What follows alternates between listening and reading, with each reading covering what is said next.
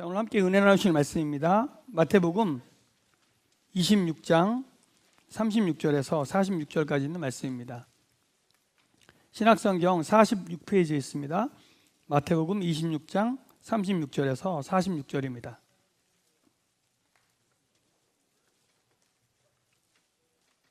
봉독해 드리겠습니다.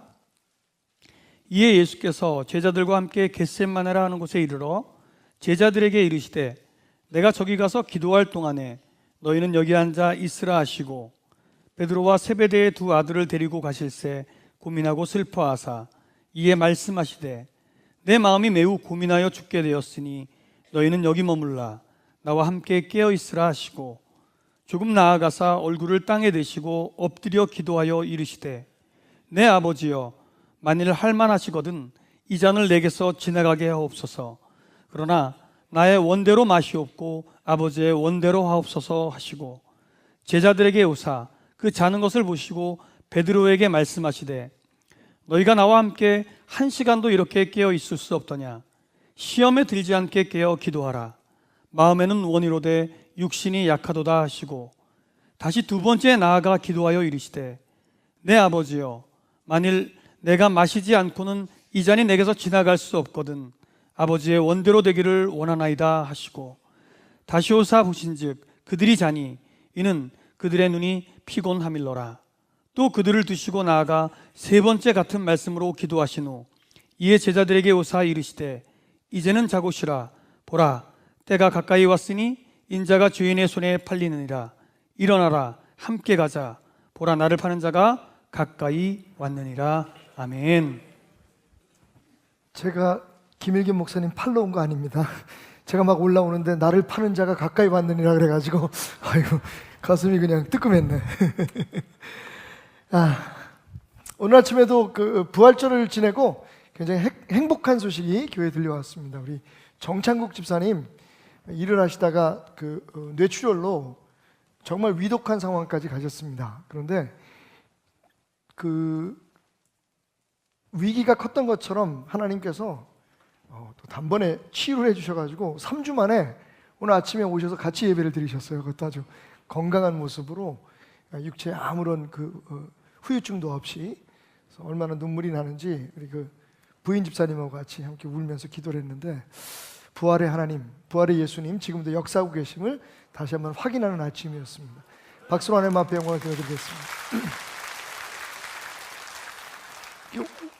그 범죄 심리학에서 범인은 항상 범죄 현장에 다시 돌아온다. 뭐 이런 얘기가 있습니다. 그렇죠?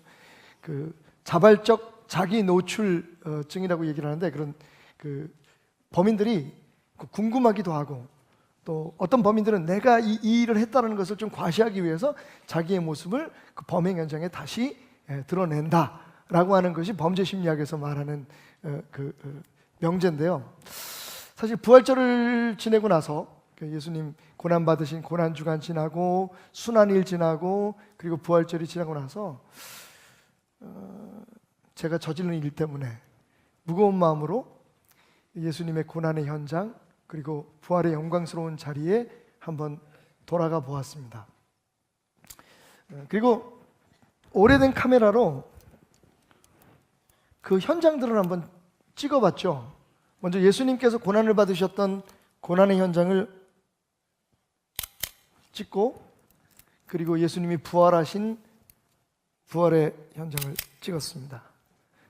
그리고 인화를 해봤더니 아무것도 안 나왔어요. 왜 그럴까요? 예수님이 고난을 당하신 현장은 너무 어두워서 하나님조차도 눈을 가리셨던 그 현장은 너무 깜깜해서 우리의 눈으로는 볼 수가 없을 만큼 아무것도 찍히지 않았습니다. 예수님의 부활한 장면에는 뭔가 기대를 하고 인화를 해봤더니 역시 예수님이 부활하신 현장은 너무 밝고 너무 영광스러워서 아무것도 찍히지 않았습니다. 그래서 사진으로는 우리의 일상적인 눈으로는 볼 수 없는 그 현장을 다시 한번 찾아가서 더 가까이, 더 깊이 관찰하기로 했습니다. 오늘부터 4주 동안 현장 조사 보고서라고 하는 주제를 가지고 여러분과 함께 예수님의 고난의 현장, 그리고 부활의 영광의 현장에 우리가 미처 보지 못했던 그 고통의 크기 때문에 예수님이 당하신, 그리고 예수님이 누리신 그 영광의 크기 때문에 우리 눈에 미처 보이지 않았던 그 숨은 은혜들을 함께 생각해 보면서 은혜를 나누고자 합니다. 오늘 그 첫 번째 현장을 여러분과 함께 찾아가 보는데요, 좀 어둡습니다, 여러분. 그래서 제가 등불을 들고 가는데 여러분들은 따라오실 때 발을 좀 조심하시기 바랍니다. 어두운 곳입니다. 찾아가 보겠습니다.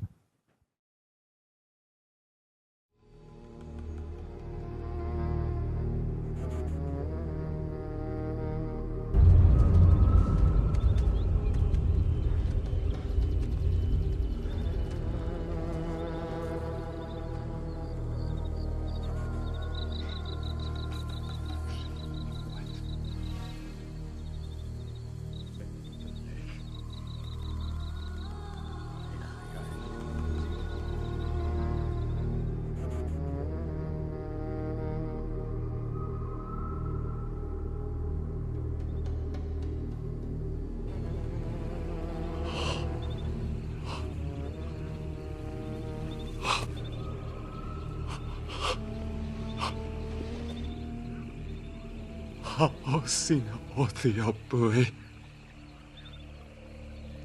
Kuma. Piesrati.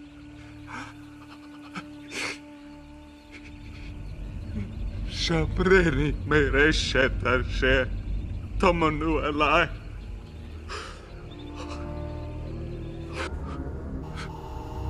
Apa. Kulet kehu. Enkehel. Kastigeetim geen lakisvaar. Lehu ei die lakisvaar. Nee, Elohi.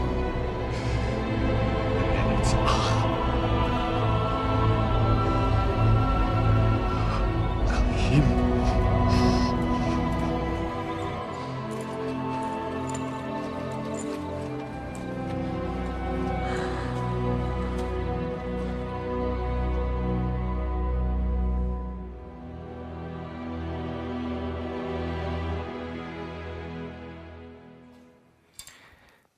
예, 오늘 여러분과 함께 찾아간 곳은 겟세마네 동산입니다. 예수님께서 마지막으로 눈물로 기도하셨던, 누가의 보고에 의하면 그 흐르는 땀방울이 핏방울처럼 땅에 떨어질 만큼 간절히 기도하셨던 예수님의 고난의 현장. 어느 정도로 예수님께서 고통스러우셨냐면요, 오늘 말씀을 보니까 제자들에게 내가 고민하여, 매우 고민하여 죽게 되었다라고 말씀하셨습니다. 여러분, 성경 어디에도 예수님께서 고민하셔서 죽을 만큼 힘들어하신 기록이 없습니다. 정말 예수님께서 죽을 만큼 고민스러운 상황에 지금 처해 있으셨다는 것을 확인할 수 있는 장면이 뭐냐면, 예수님께서 한 가지의 기도 제목을 가지고 3번씩이나 기도하셨다고 성경은 말하고 있어요. 44절에 보니까 또 그들을 두시고 나아가사 3번째 같은 말씀으로 기도하셨다. 죽을 만큼 고통스럽고 고민스러웠던 게 뭐냐 하면, 예수님이 받아 마셔야 될 쓴잔이었습니다. 3번씩이나 같은 기도를 올리신 거예요. 뭐라고 말씀하셨냐면, 내 아버지여, 만일 내가 마시지 않고 이 잔이 내게서 지나갈 수 없거든 아버지의 원대로 하옵소서. 이 잔을 내게서 지나가게 하옵소서. 그러나 아버지의 원대로 하십시오라고 하는 게 예수님의 기도의 제목이었습니다. 보통 우리가 그러잖아요. 어떤 문제가 있으면 하나님 앞에 기도하고 믿습니다 아멘 하고 일어나가지고 몇 걸음 걷지 않아서 또 다시 무릎 꿇고, 근데 하나님 이거 해결해 주십시오, 믿습니다 아멘. 그리고 그 다음 날에 일어나자마자 또 무릎 꿇고, 하나님 그거 있잖아요, 그거 해결해 주세요. 여러분, 사실 예수님에게서는 좀처럼 볼 수 없는 기도의 모습입니다. 정말 예수님은 죽는 게 그렇게 싫으셨을까요? 십자가에서 당할 고통이 그렇게도 고민스러우셨을까요? 그래서 예수님은 죽을 만큼 힘들고 제자들에게 왜 자고 있느냐, 내 마음도 몰라주느냐, 날 위해서 기도해달라고 부탁하실 만큼 그렇게 괴로우셨을까요? 그리고 3번씩이나 똑같은 기도를 하나님 앞에 드릴 만큼 그 마음이 그렇게 불안했을까요? 사실 이 문제에 대해서 우리가 의욕을 가지고 한번 예수님의 행적을 돌아볼 필요가 있습니다. 성경을 보면요, 예수님께서 이렇게 고통당하실 것을, 십자가에서 죽으실 것을 이미 오래전부터 알고 계셨다라고 하는 증거들을 우리가 찾아볼 수가 있습니다.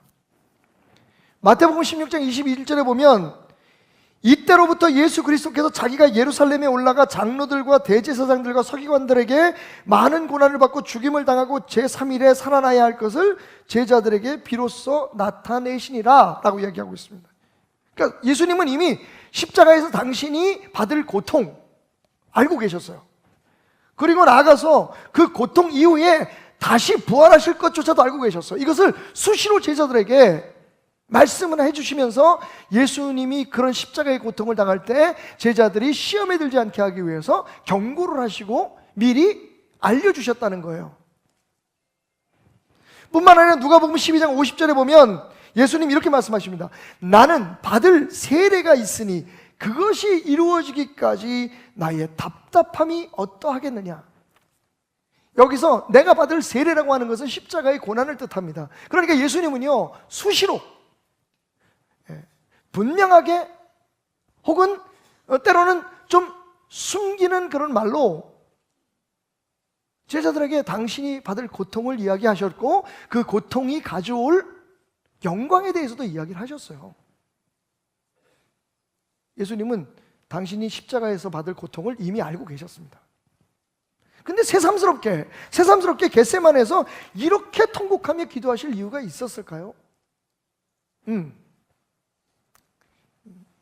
많은 신학자들은 이렇게 얘기합니다. 우리 한국의 박윤선 박사님이나 혹은 존 칼빈 같은 분이 뭐라고 말씀하셨냐면, 예수님께서 겟세마네에서 그렇게 힘들게 기도하셨던 이유는 세상의 모든 사람들의 죄를 그 어깨에 지셨던 그 무게 때문이었다, 그 아픔 때문이었다. 사실 저는 동의할 수 없습니다. 죄송합니다. 제가 그분들보다 많이 알지는 못하지만 그건 아닌 것 같아요. 여러분,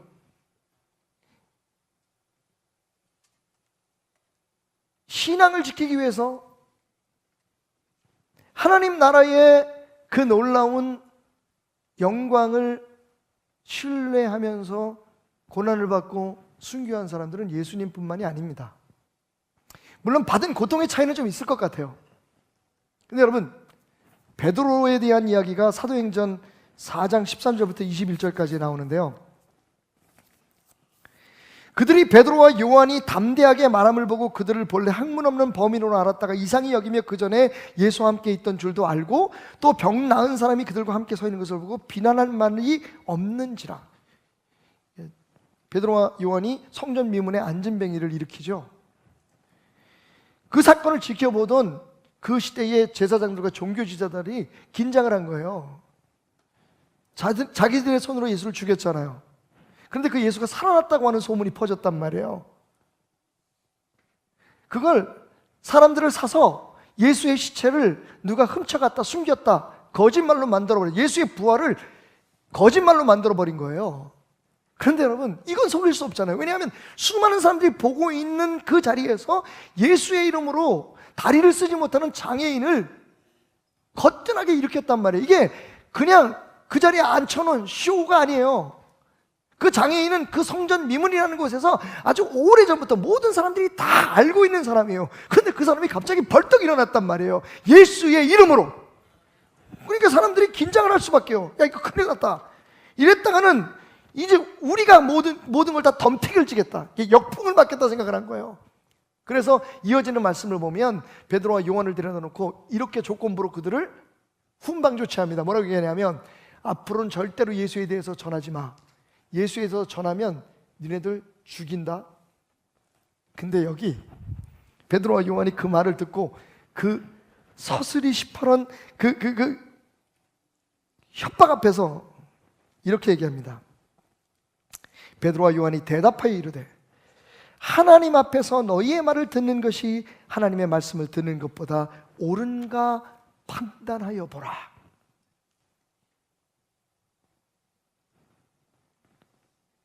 죽음 앞에서요, 여러분, 당면한 죽음 앞에서, 지금 눈앞에서 자기를 죽이겠다고 협박하는 사람들 앞에서 나는 죽는 거 두렵지 않아, 나는 하나님을 두려워할 뿐이라고 지금 선포하고 있는 겁니다. 또 있어요, 여러분. 스데반을 기억하십니까? 이 스데반이라는 사람이 사도행전 7장에 보면 예수 그리스도를 전하다가 끌려갑니다. 그리고 많은 사람들이 스데반을 향해서 머리 크기만한 돌을 던집니다. 돌로 쳐서 죽이는 거예요, 여러분. 그냥 우리가 처음 상상했던 것처럼 조그만 주먹만한 돌이 아니에요. 사람을 죽일 수 있을 만큼의 크기입니다. 머리만한 돌을 던졌다고 초대교회의 역사는 우리에게 말하고 있어요. 근데 여러분, 기가 막힌 건 보세요. 스데반이 성령 충만하여 하늘을 우러러 주목하여 하나님의 영광과 및 예수께서 하나님 우편에 서신 것을 보고 말하되, 보라, 하늘이 열리고 인자가 하나님 우편에 서신 것을 보노라 한데, 그들이 소리를 지르며 귀를 막고 일제히 그에게 달려들어 성 밖으로 내치고 돌로 칠세. 여러분, 스데반은요, 머리만한 돌을 들고 협박하면서 그 돌을 집어 던지면서 자기를 죽이는 사람들을 바라보면서 성경은 그의 얼굴이 천사처럼 빛났다고 얘기합니다. 여러분, 스데반은 돌로 맞아 죽으면서 웃었어요. 자기를 죽이는 사람들을 축복했습니다.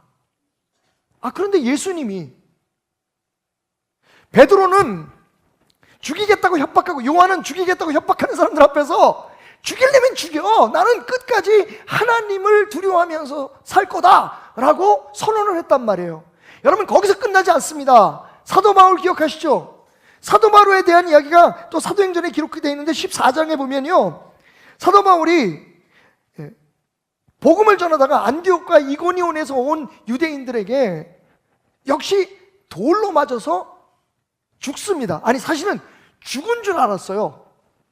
딱 보니까 자기네들이 돌을 던졌는데 사도 바울이 만신창이가 됐겠죠. 여러분, 머리만한 돌을 맞고서, 그것도 한두 대가 아니고 막 몰려 날라오는 돌을 맞고 사도 바울이 온몸이 막 만신창이가 돼서 피 흘리고 쓰러진 거예요. 가서 보니까 숨을 안 쉬는 거죠. 그래서 이거 죽었어, 갖다 버려. 그러니까 성 안에서는 그 시체를 둘 수가 없으니까, 죄인이니까 돌로 쳐서 죽였으니까 장사도 안 지내줘요. 그걸 들어다가 성 밖에 있는 쓰레기장에다 갖다 집어 던진 거예요. 그렇게 죽어있는 사도 바울을 보고 제자들이 사도 바울 주변에 둘러서서 울었다고 성경은 얘기하고 있어요. 생각해 보세요, 여러분. 예수를 증거하다가 돌에 맞아 죽은 사도 바울 선생님, 그 사도 바울을 둘러싸고 제자들이 울고 있는데, 여러분, 기가 막힌 일이 벌어집니다. 사도 바울이 갑자기 하더니 몸을 툭툭 털고 일어나는 거예요. 흘러내리는 피를 손으로 닦으면서 주섬주섬 그 쓰레기장에서 일어나더니 어디로 걸어가기 시작하냐면요, 자기를 돌로 쳐서 죽이려고 했던 그 성을 향해서 걸어 들어갑니다. 왜요? 다시 들어가서 예수를 전하려고. 미쳤어. 이 얘기를 하다 보니 여러분 너무 얼굴이 심각하셔가지고 재밌는 얘기 하나 생각이 났어요. 어떤 부인이 죽었습니다. 장사를 치르기 위해서 이제 발인을 하는데, 그래서 운구하는 사람들이 관을 들고 나가다가 그만 영안실 옆에 있는 벽에 실수로 이 관을 툭 부닥쳤어요. 그 순간 갑자기 관 속에서 아! 하는 소리가 나는 거예요. 깜짝 놀라서 관을 열어봤더니 이 부인이 쾅 부닥쳐서 관이 딱 부닥쳐가지고 그 충격에 놀래가지고 죽었다가 살아난 거야. 깨어난 거야. 그리고 이분이 10년을 더 사셨어요. 근데 10년 살고 또 죽었어. 사람은 또 죽어. 영원한 부활 이전에 우리는 어쩔 수 없어. 그래서 이 부인이 다시 죽었어. 그래가지고 두 번째 장례식을 하기 위해서 운구위원들이 또 들고 가는데 바로 그 자리에서 또 실수를 해가지고 관을 벽에 부닥치려고 하는 순간 남편이 따라오다가 그 관을 막으면서 뭐라고 얘기했냐면 안 돼! 또 깨어나면 어떡하라고! 그러고 얘기를 했다는 거예요. 사도 바울이 깨어났어요. 그러면 여러분, 아이씨, 난 처성에 더 이상 안 들어가. 그렇다고 해서 누가 뭐라 그래요? 그렇다고 해서 사도 바울이 예수 전하는 걸 포기한 건가요? 아니잖아요. 그런데 사도 바울은요, 그 길로 다시 성으로 들어가요. 아주 죽으려고 작정을 한 거죠. 그리고 거기서뿐만 아니라 또 다른 성으로 옮겨서 죽을 때까지 예수 그리스도의 복음을 전했다라고 얘기합니다. 여러분, 제가 왜 베드로, 사도 바울, 그리고 이 스데반의 얘기를 했느냐?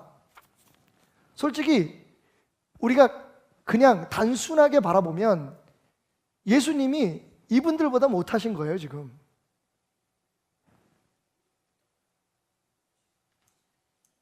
죽으러 오셨잖아요.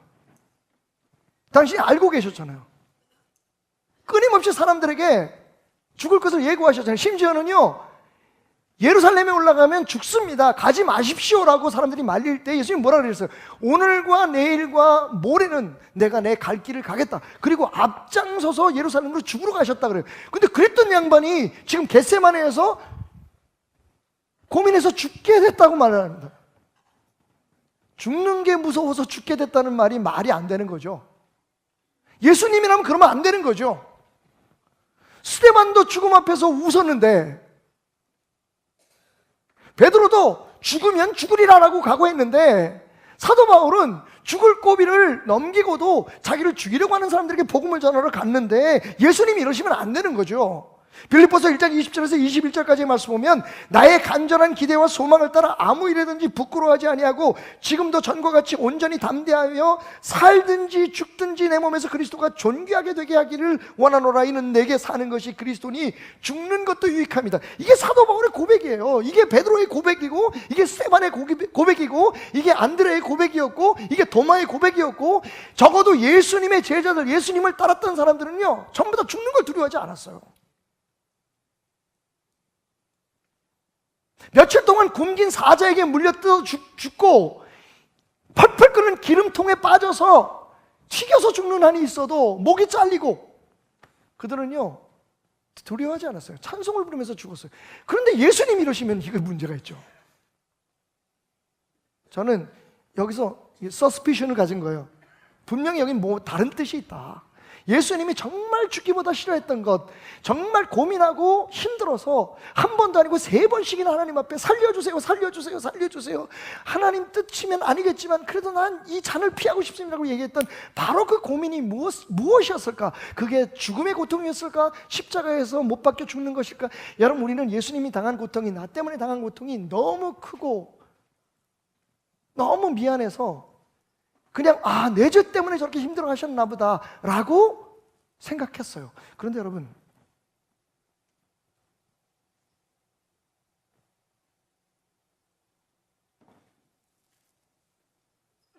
아닌 것 같아요. 예수님이 정말 그렇게 무서워했고 정말 그렇게 두려워했던 건 뭘까요? 그래서 현장 조사를 시작합니다. 그리고 저는 이런 클루, 단서를 얻게 되죠. 예수님께서 십자가에서 외치셨던 7말씀 가운데 예수님이 정말 무서워했던 것이 무엇인지, 왜 고민하고 죽을 것처럼 힘들어했던 것이 무엇이었는지를 알게 되었어요. 예수님 7마디 기억하시죠? 첫 번째로 하신 말씀이 저들의 죄를 용서하소서 저들이 알지 못하니이다. 두 번째 말씀이 한편에 있는 강도에게 내가 오늘 나와 함께 낙원에 있을 것이다. 세 번째 말씀이 사랑하는 제자에게 어머니를 맡기면서 여인이여 당신의 아들입니다. 너의 어머니다. 그리고 7마디 중에 가장 가운데 있는 네 번째 말씀이 엘리 엘리 라마 사박다니, 여러분이 잘 아시는 나의 하나님 어찌하여 나를 버리시나이까요.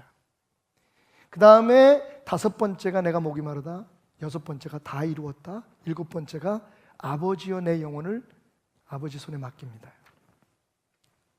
첫 번째 외침이 아버지여 저들의 죄를 용서해 주셔서요. 마지막 외침이 아버지여 내 영혼을 당신에게 맡깁니다요. 그런데 중간에 예수님이 그분을 아버지가 아닌 하나님이라고 부르는 장면이 있습니다. 그것도 그분의 고통이 가장 절정에 이르렀을 법한 그 순간에 예수님은요 이렇게 몸부림치며 외칩니다. 여러분, 그때 그 어조가 어땠을 거라고 하는 것은 우리가 상상할 수 있어요. 그죠? 나의 하나님 어찌하여 나를 버리시나이까?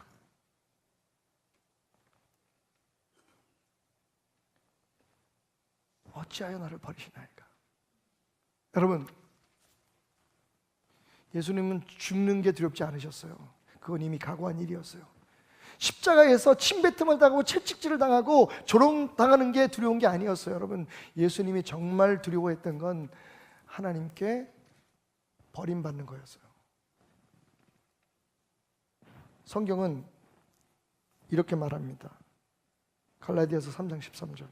그리스도께서 우리를 위하여 저주를 받은 바 되사 율법의 저주에서 우리를 속량하셨으니 기록된 바 나무에 달린 자마다 저주 아래에 있는 자라 하였습니다. 여러분, 예수님은 뼈를 뚫고 들어가는 그 못의 고통이 두려운 게 아니었어요. 옆구리를 찌르고 파고 들어갈 창의 고통이 아픈 게 아니었어요. 우리의 죄를 사하고 대속하고 우리에게 영원한 삶을 주기 위해서 당신이 겪어야 할 그 저주가, 그 저주가 뭐예요? 하나님과의 단절입니다.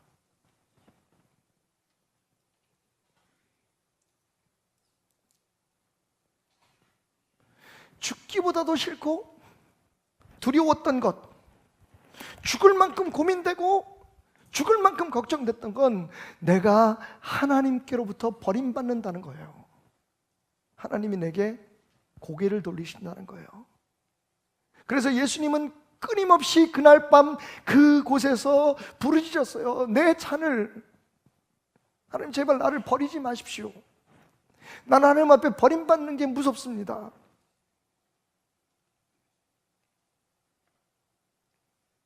여러분, 이 세상에서 가장 무서운 건 예수님조차도 그렇게 고민하고 힘들어했던 하나님과의 단절이에요.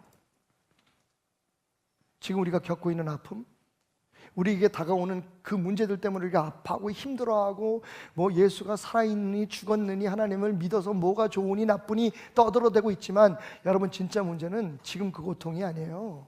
그 아픔이 아니에요. 생각해 보세요. 그러면 스데반은 어떻게 그것을 이겨냈을까요? 돌을 던지고 자기를 미워하고 죄도 안 짓고 죽는 거예요. 그 억울함은, 우리는 이것만큼 억울해도 막 그냥 욕을 하고 누구한테 막 따지고 싸우려고 들고, 그죠? 아, 죄송합니다 여러분, 안 그러신, 저만 그러나 봐요. 그래 나만 나쁜 놈이다. 난 이럴 때가 제일 배신감 느껴. 너무 착한 사람들처럼. 괜찮아요. 네, 괜찮아요. 조금만 몸이 아프고 병이 들어도 왜 내가 열심히 교회를 위해서 이렇게 헌신하고 충성했는데 내 기도 안 들어주시고 나를 이렇게 병 속에 두냐고 말을 해요. 스데반은 그걸 어떻게 이겨냈을까요? 여러분, 분명히 스데반은 고백해요. 하늘 문이 열리고 예수가 서서 나를 기다리는 게 보였다고요. 그러니까 스데반은 그 돌에 맞아 죽는 순간에도 하나님이 손을 잡고 계신다는 것을 확신했거든요. 베드로는 어떻게 자기를 죽이겠다고 협박하는 사람 앞에서 이렇게 당당할 수 있었을까요? 하나님이 자신들을 붙들고 계신다는 것을 확실히 알았거든요.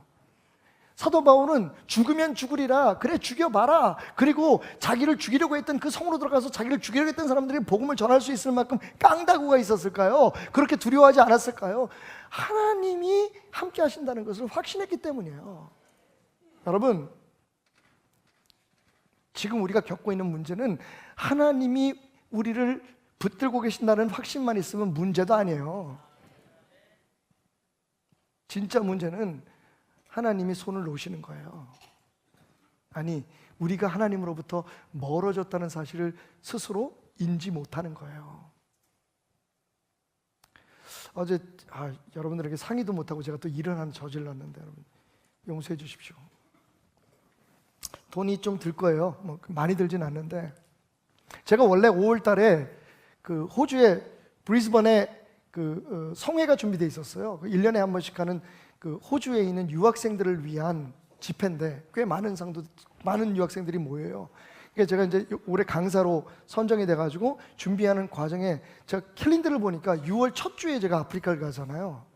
아프리카 여정이 이번에는 이제 그 킬리만자로가 걸려 있어요. 이번엔 탄자니아로 가기 때문에 조금 여정 자체가 힘들 것 같아요. 안 가보던 데 가는 거잖아요.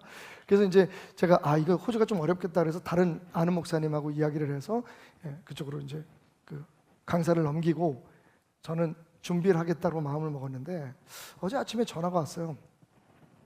역시 제가 호주처럼 한 번도 가보지 않은 나라에서 선교사님이 오셨는데, 그 나라가 세워진 지 처음으로 기독교인이 한 1%밖에 안 되는 나라예요. 과거에는 기독교 국가가 그 나라를 점령해서 다스릴 때는 거의 100%가 크리스찬들이었었는데, 지금은 기독교에 대한 그 이미지가 너무 안 좋아서 교회에 대해서 이를 갈면서 기독교인들이 줄어서 1%밖에 안 남은 거예요.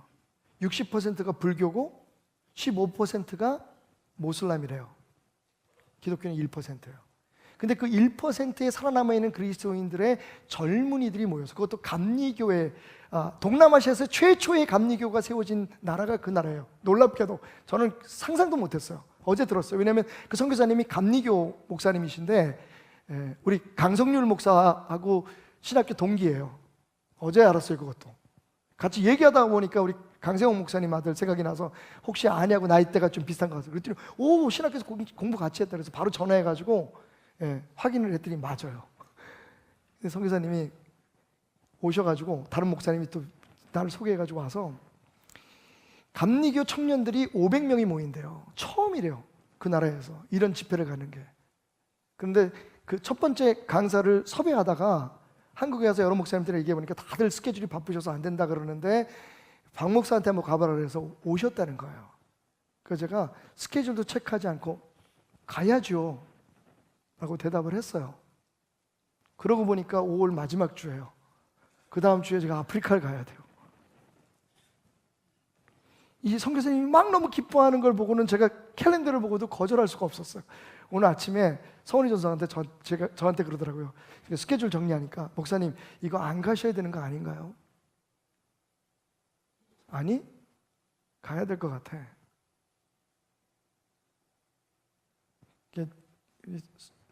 서전사가 가끔 정말 골 때리게 지혜로운 질문을 저한테 던져요. 이렇게 얘기하는 거예요. 만약에 그 기간이 그 기간이라는 것을 목사님이 알았다면 그 선교사님의 말씀을 거절하셨겠습니까? 제가 순간에 생각했어요.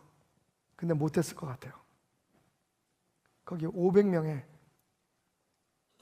불교 국가, 이슬람이 막 약진하고 있는 그곳에서 예수를 믿으려고 몸부림치는 500명의 젊은이들을 위해서 내가 갈 것인가 안 갈 것인가. 저는 분명히 간다고 했을 것 같아요. 그래서 제가 서전사한테 그랬어요. 난 간다고 그랬을 것 같아. 그 목사님 잘하셨네요. 그리고는 캘린더에다 올리더라고요. 저는 하나님 앞에 먼저 허락을 받고, 그 다음에 두 번째 김정혜 사모님한테 허락을 받고, 그리고 세 번째 서은희 전사님한테 허락을 받고, 그리고 김일겸 목사님한테 허락을 받아야 돼요. 다 정해놓고. 그 선교사님이 너무 해피해가지고 가자마자 목사님 준비하겠습니다. 밤 비행기를 타고 와서 새벽에 도착해서 5시간을 차를 타고 그 산꼭대기에 있는 수양에 가서 그 사람들은 다 기차를 타고 버스를 타고 거기까지 와야 되는 그 일 자체가 어마어마한 거예요. 아, 궁금하시죠? 어느 나라인지? 스리랑카요. 스리랑카. 제가 한 번도 안 가봤는데 500명의 젊은이들이 모여서 수양을 한다는 거예요.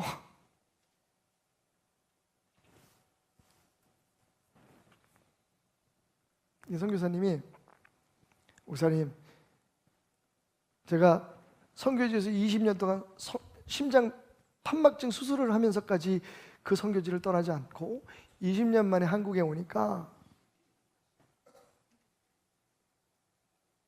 마음이 아픕니다. 그래서 왜요? 많은 교회들을 돌아다니면서 거기는 이제 인터넷 상황이 좋지 않아서 한국 교회 목사님들 설교를 못 들었는데 와서 내가 듣고 싶었던 목사님들, 존경했던 목사님들 설교를 다 들어봤는데 20년 동안 이 시간을 뛰어넘어서 한국 교회에 십자가에 대한 설교가 현저히 줄었다는 것을 알았습니다. 예수 믿고 어떻게 복 받는지, 어떻게 자녀들을 성공시킬 수 있는지, 내 기도가 어떻게 응답받을 수 있는지에 대해서는 모든 강단에서 끊임없이 이야기를 하는데 십자가의 복음에 대한 설교가 현저히 줄었다는 걸 알았습니다. 눈물을 보이는 거예요. 내가 감을 잡았어요. 만약에 당신이 스리랑카에 오면 이런 설교를 해주셨으면 좋겠습니다라는 얘기를 하는 것 같았어요. 그러면서 조국 교회에 대해서 너무 마음이 아픕니다.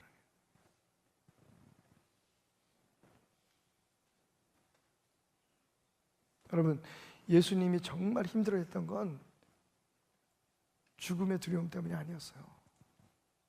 그거 예수님한테 그게 뭐 그렇게 대단했겠습니까? 3년 동안 완전히 거의 노숙 생활하시면서 하셨잖아요. 그분은 죽으려고 오신 거예요. 그게 두려웠던 게 아니라 막상 우리의 죄를 대신하기 위해서 죄의 저주를 대신 지시기 위해서 하나님과 끊어져야 된다는 그 순간이 두려웠던 거예요.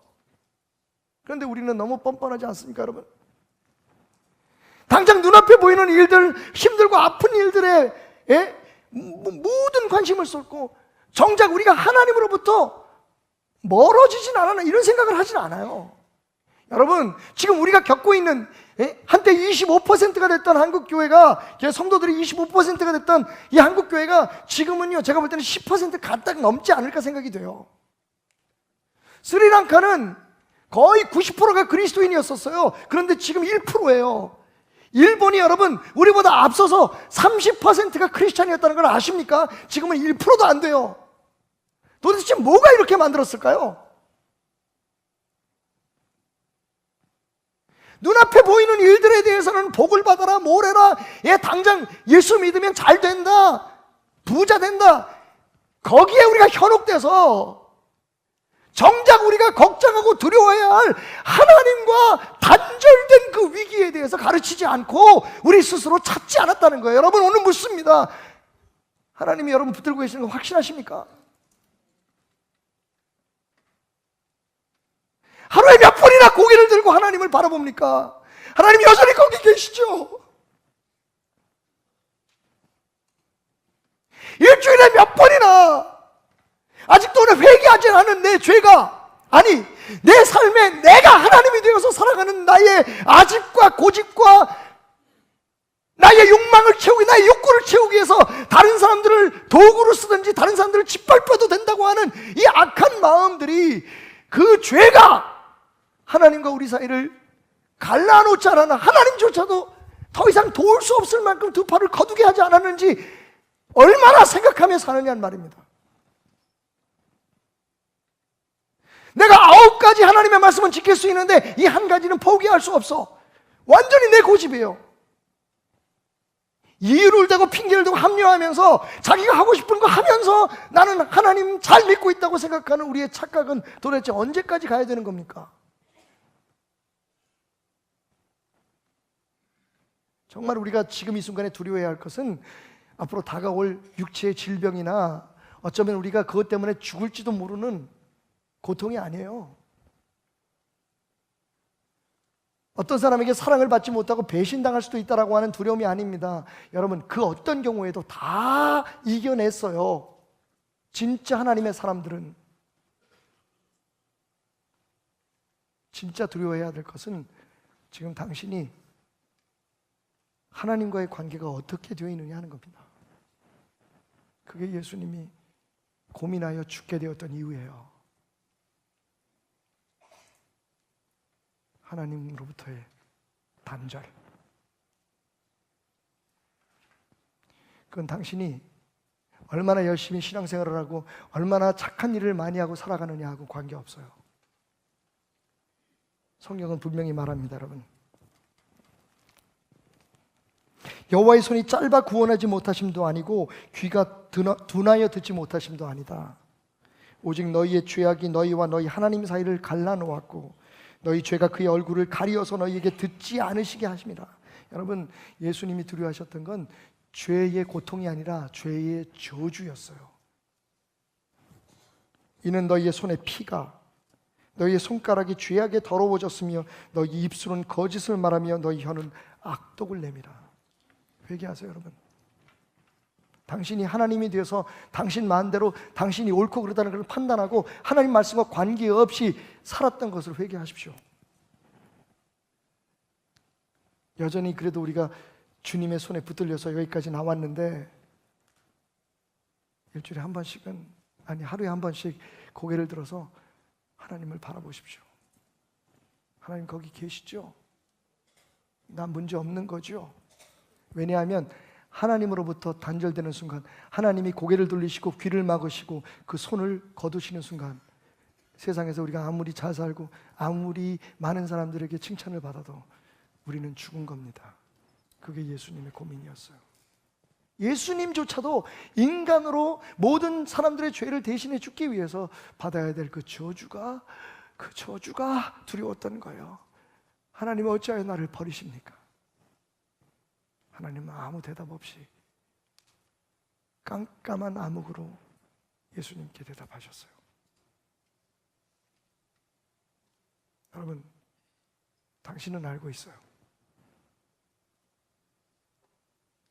그 마음속의 불안함과 왜 유난히 그런 문제만 나오면 큰 소리를 치고 내가 옳다고 주장하려고 하는지, 당신이 뭘 두려워하고 있는지.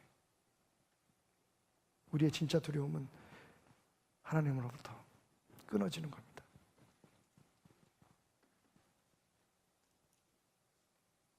실수할 수 있어요. 잘못할 수 있습니다. 그래도 주님은 우리를 놓지 않으신다고 약속하셨어요. 그런데 한 가지는 안 돼요. 끊임없이 예수 그리스도를 부인하고 내가 하나님으로 살아가면 그건 끝이에요.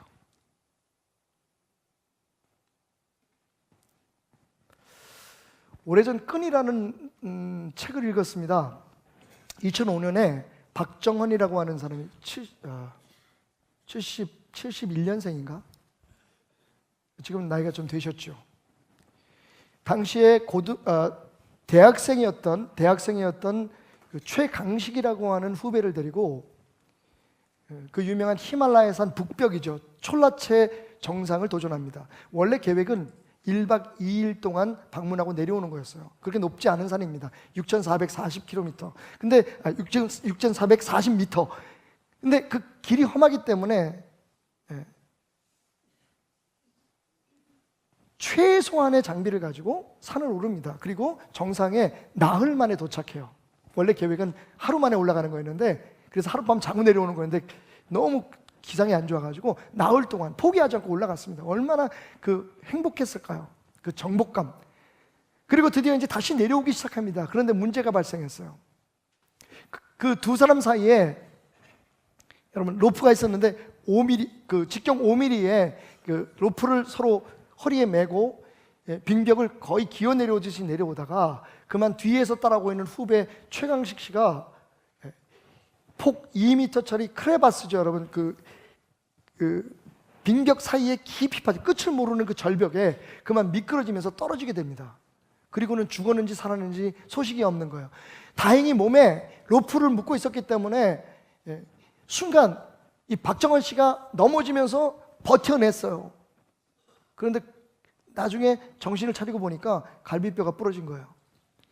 이 배낭을 메고 떨어지는 그 무게에 견디지 못하고 갈비뼈가 함몰이 된 겁니다. 그래서 막 그 고통을 막 느끼면서 소리를 지르는 거예요. 강식아, 살아있나? 대답이 없어요. 강식아, 정신 차려라, 살아있나? 대답이 없어요.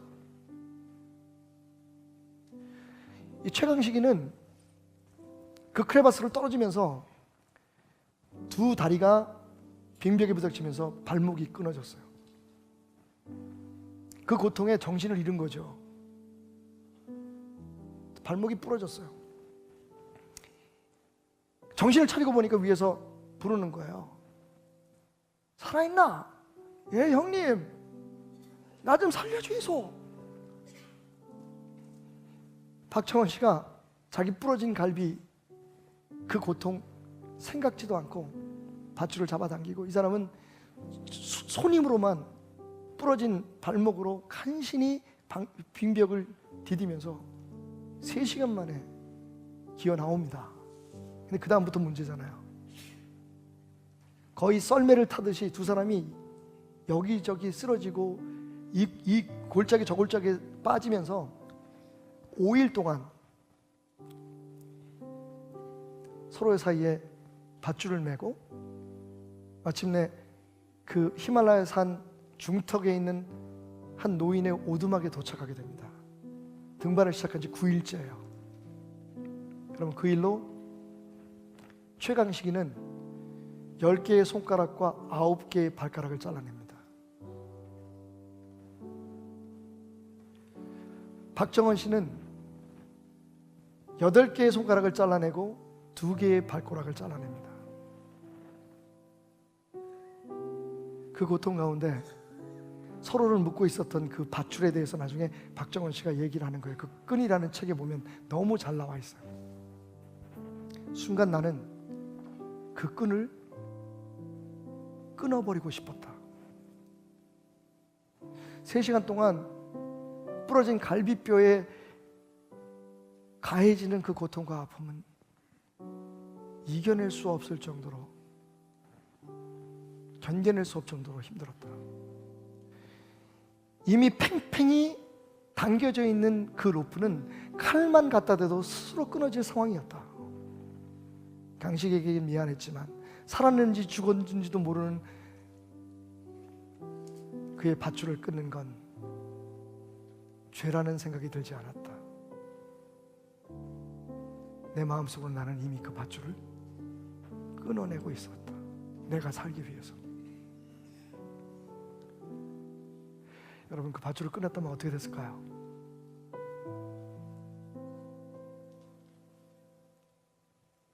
다시 그 두 사람은 산을 오를 수 없게 되었습니다. 손가락 발가락이 없으니까요.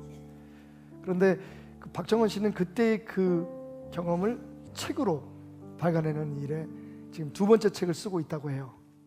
그리고 최강식 씨는 대학을 졸업하고 지금 장애우들을 위한 특수 교육을 하고 있답니다. 자기보다 더 힘든 장애를 갖고 있는 사람들 돕는 교사로서 그의 일생을 바치기로 했죠. 결국 그 줄을 끊지 않았기 때문에. 여러분 알고 계십니까? 우리 하나님과 우리 사이에는 그 줄이 있습니다.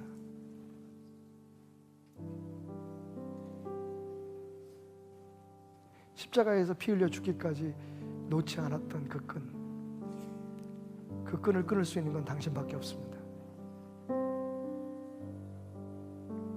그리고 그 끈이 끊어지는 순간 이 세상에서의 우리의 삶과 관계없이 당신이 얼마나 화려하고 멋진 삶을 살았든지 상관없이 당신은 죽은 겁니다. 예수님도 두려워할 만한 그 영혼의 죽음.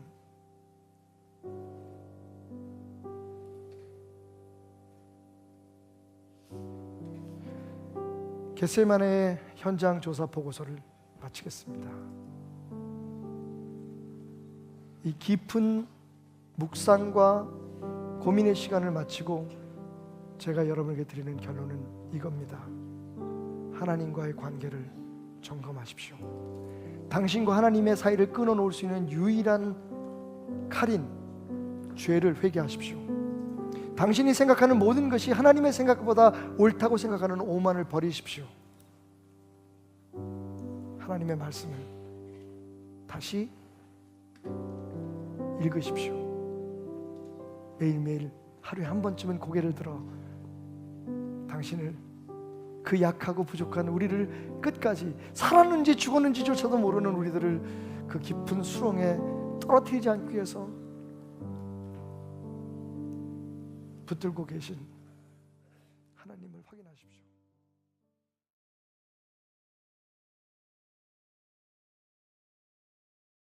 할렐루야. 우리 하나님께 영광의 박수로 이 시간 귀한 예배 문을 활짝 열겠습니다. 오늘도 이 시간 주님을 찬양합니다.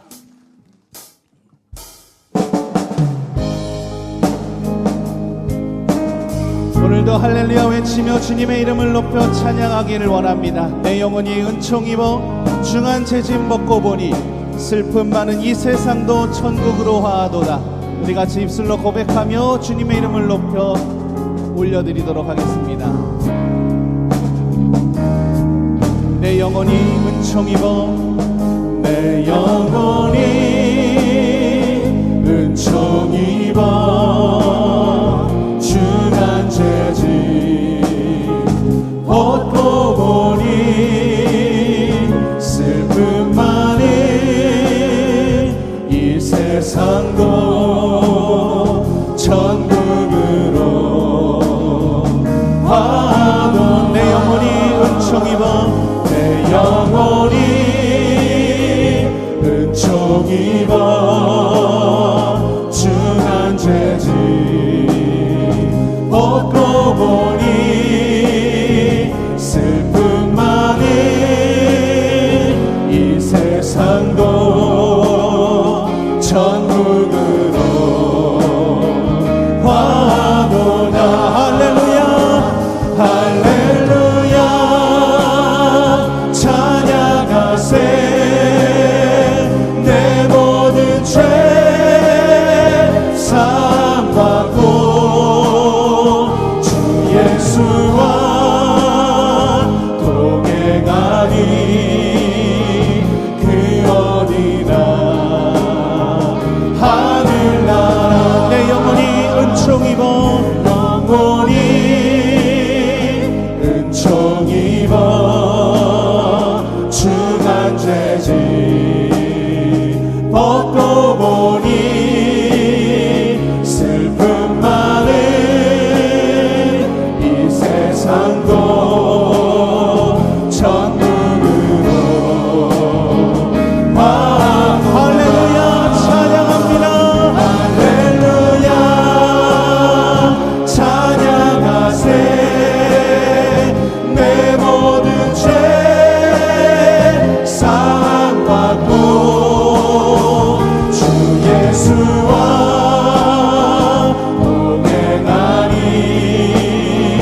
그 어디나 하늘나. 주의 얼굴 뵙기 전에 멀리 뵈던 하늘나라 내 맘속에 이루어지니 날로 날로 가깝도다. 할렐루야 할렐루야 찬양하세. 내 모든 죄 사함받고 주 예수와 동행하니 그 어디나 한 높은 산이 거치더니 높은 산이 거친들이 조망이나 궁궐이나 내 주 예수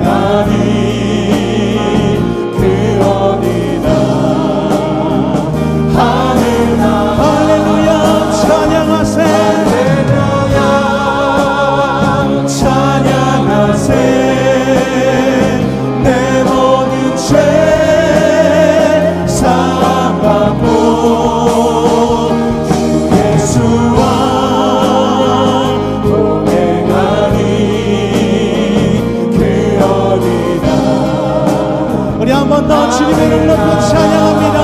할렐루야. 찬양하세 내 모든 죄 사함받고 주 예수와 동행하니 그 어디나.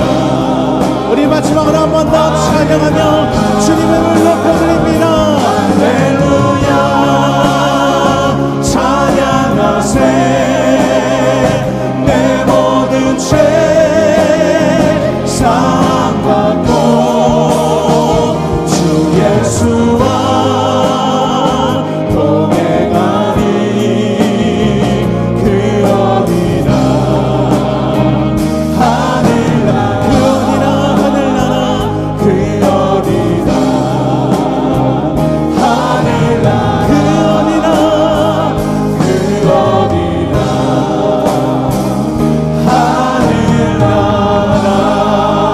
할렐루야. 주님의 이름을 높여 찬양합니다. 오늘도 내 마음속에 주님을 향한 그 사랑을 고백하며 내 입술을 통하여 찬양으로 주님의 이름을 높여 찬양합니다.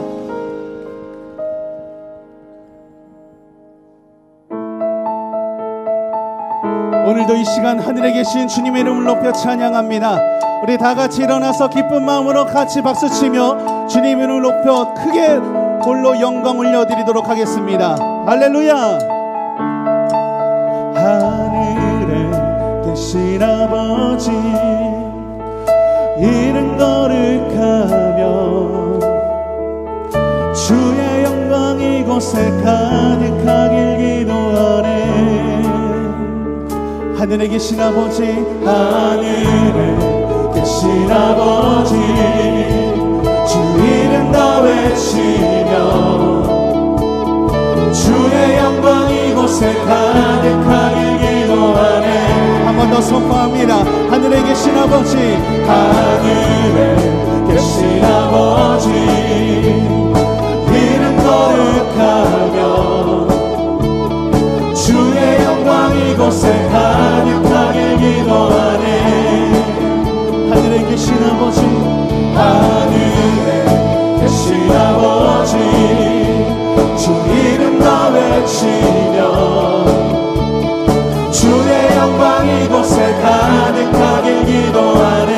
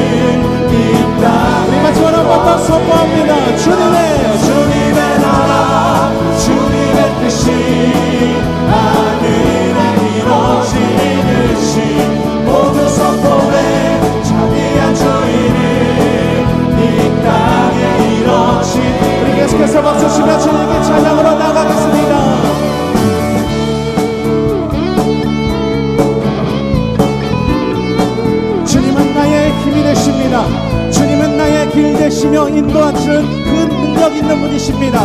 오늘 이 시간 주님의 이름을 높여 찬양합니다. 하늘 위에 주님밖에,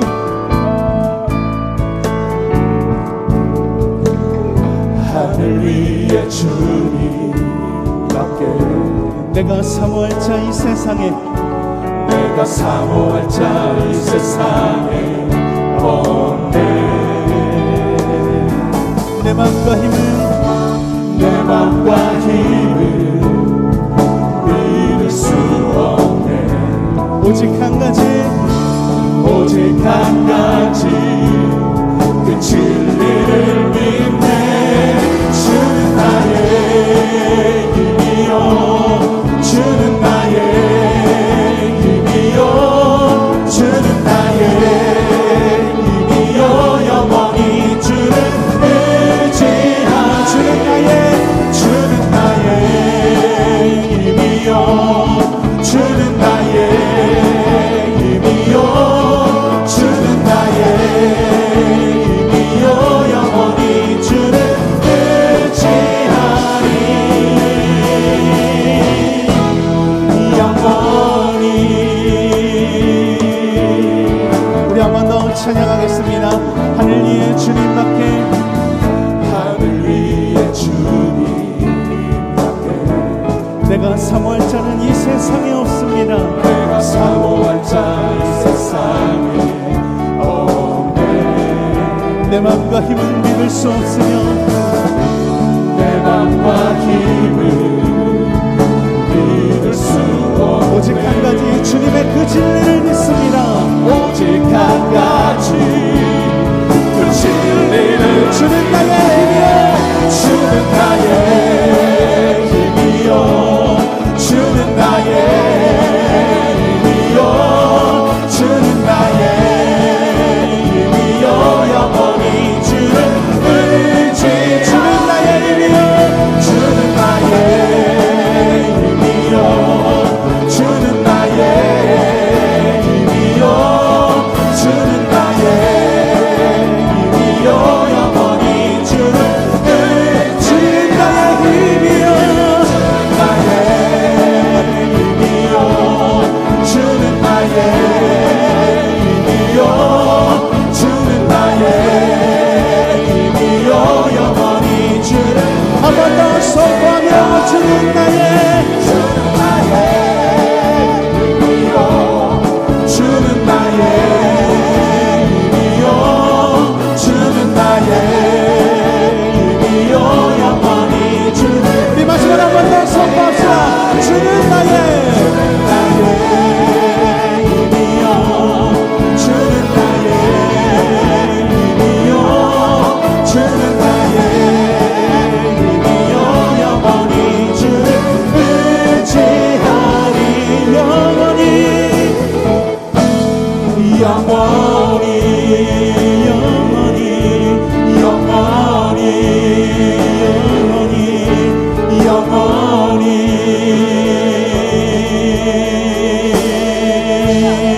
할렐루야. 나의 힘 되시는 주님을 찬양합니다. 주님을 높여 찬양합니다. 주님으로 영광 받으시옵소서. 할렐루야.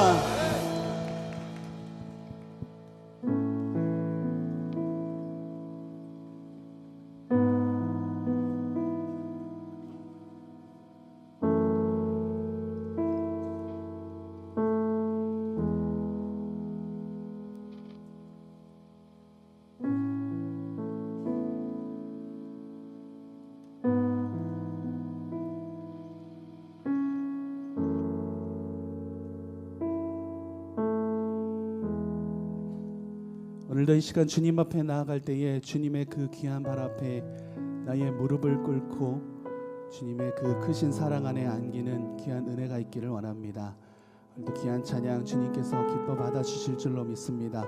우리의 입술의 고백이 헛되지 않기를 원합니다. 주님께 나아가는 그 은혜가 얼마나 크고 감사한지 깨닫는 귀한 시간 되기를 원합니다. 우리 같이 오늘 이 시간 새로운 찬양을 같이 한번 불러보기를 원합니다. 가사의 의미를 같이 묵상하시면서 멜로디가 그렇게 어렵지 않으니까 금방 익히실 것입니다. 우리 같이 한번 불러보면서 우리 하나님 앞에 계속해서 예배하며 나가겠습니다.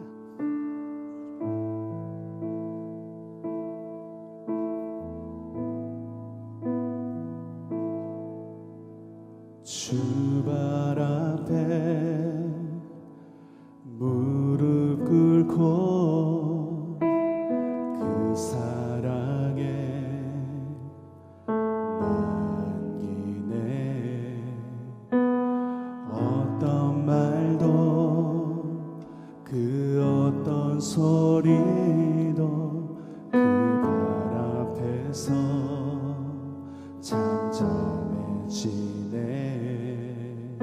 주 발 앞에 무릎 꿇고 주 발 앞에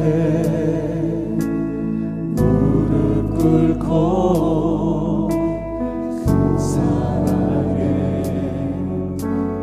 안기네. 어떤 말도 그 어떤 소리도 그 발 앞에서 잠잠해지네. 주 나의 사랑, 주 나의 사랑, 그 발 앞에 앉아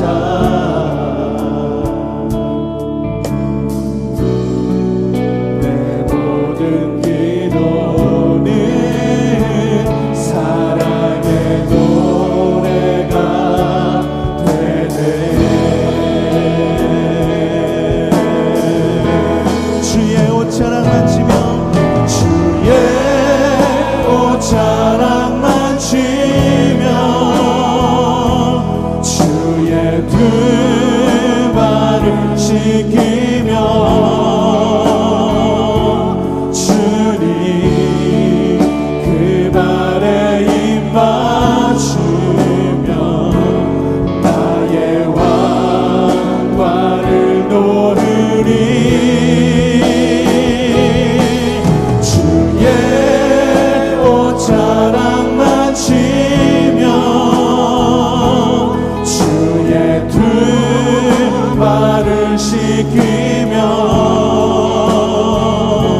주님 그 발에 입 맞추며 나의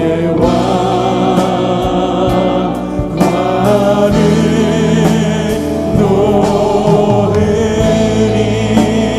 놓으리. 우리 같이 고백하겠습니다. 주 발 앞에 무릎 꿇고 주 발 앞에 무릎 꿇고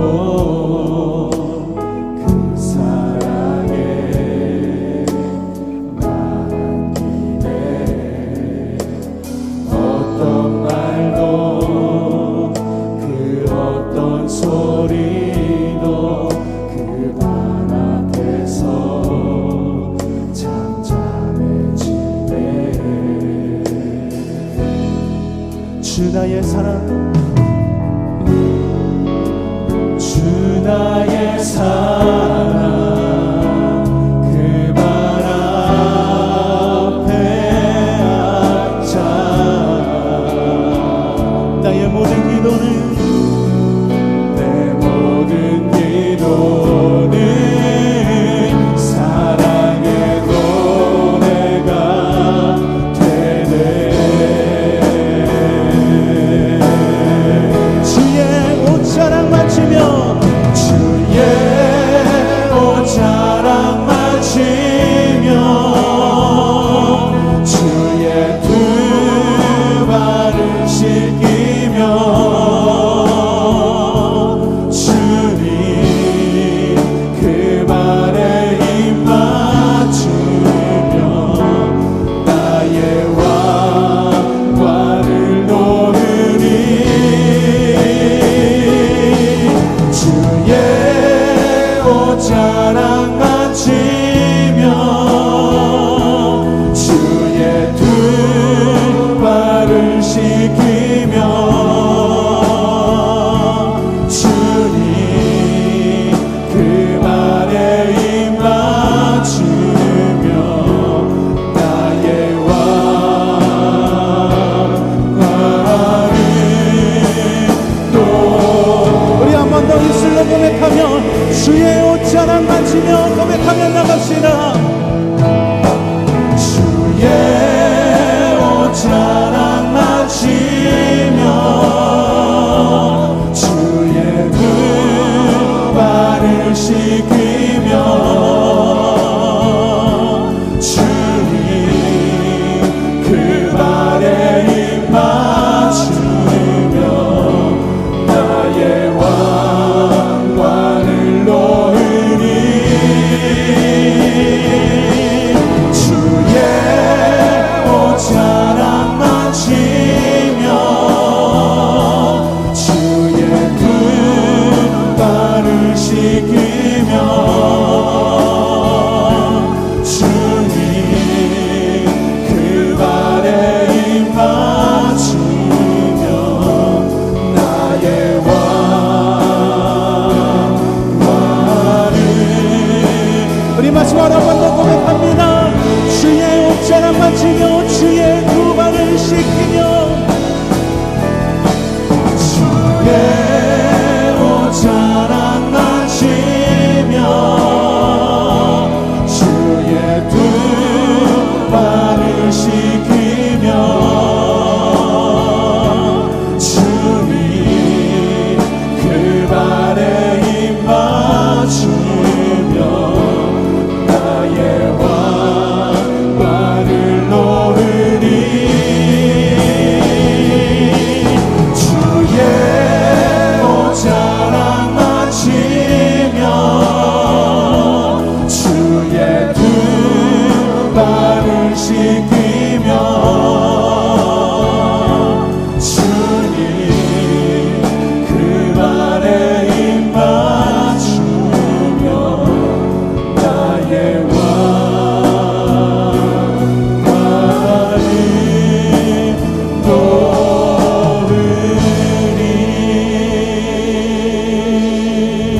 놓으니. 할렐루야. 주님께 박수로 오늘 이 시간 예배 가운데 나가기 원합니다. 주님의 이름을 높여 찬양합니다. 오늘도 주님의 그 발 앞에 하나님 나의 무릎을 꿇습니다.